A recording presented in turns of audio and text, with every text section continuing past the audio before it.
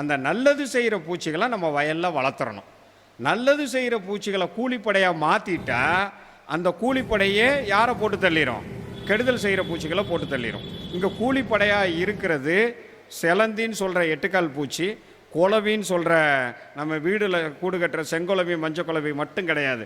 வயலில் கண்ணுக்கு தெரியாமல் ஒரு பேனா நுனியில் 10 குளவி உக்காருது.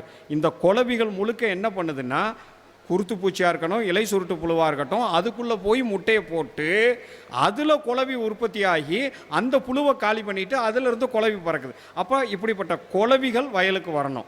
செலந்தின்னு சொல்கிற எட்டுக்கால் பூச்சி வயலுக்கு வரணும். பொறிவண்டுன்னு சொல்கிற நல்லது செய்கிற பூச்சி வரணும்.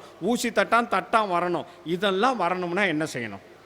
நெல் வரப்பில் களைச்செடிங்கிறதே இருக்கக்கூடாது. களைச்செடிகளுக்கு பதிலாக தட்டைப்பயிறுன்னு சொல்கிற காராமணி உக்காந்துருக்கணும். மஞ்சள் கலர் பூச்செடி துளுக்க சாமந்தின்னு சொல்கிற செண்டு மல்லின்னு சொல்கிற கேந்தி பூ நிற்கணும். அடுத்தது கம்பு, சோளம், மக்காச்சோளம். நெல் வயலுக்கும் இந்த 3 பயிருக்கும் என்னன்னு சம்மந்தம்னு கேட்காதீங்க. இந்த 3 பயிரில் ஏதாவது ஒரு பயிர் ஒரு லைன் கண்டிப்பாக வரப்பில் நிற்கணும். வரப்பில் நான் நடக்கிறதா இது இருக்கிறதா அப்படின்னு கேட்டிங்கன்னா வரப்போட சைடில் கூட இருக்கலாம். உங்கள் உள் வரப்பில் இருந்து நீங்கள் நட்டால் எப்படி வளரும்னு கேட்குறீங்க. சைடில் இதிலேருந்து நிலத்தில் தண்ணி இருக்கிற இடத்துலேருந்து இந்த வரப்பில் இங்கே ஊனி வச்சா இதிலேருந்து மக்காச்சோளம் இப்படி எந்திரிக்குது.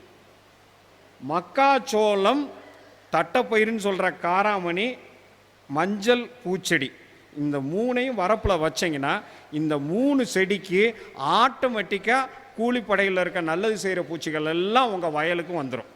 அவங்க தான் உங்கள் வயலுக்கு எல்லை பாதுகாப்பு படை, பார்டர் செக்யூரிட்டி ஃபோர்ஸ்.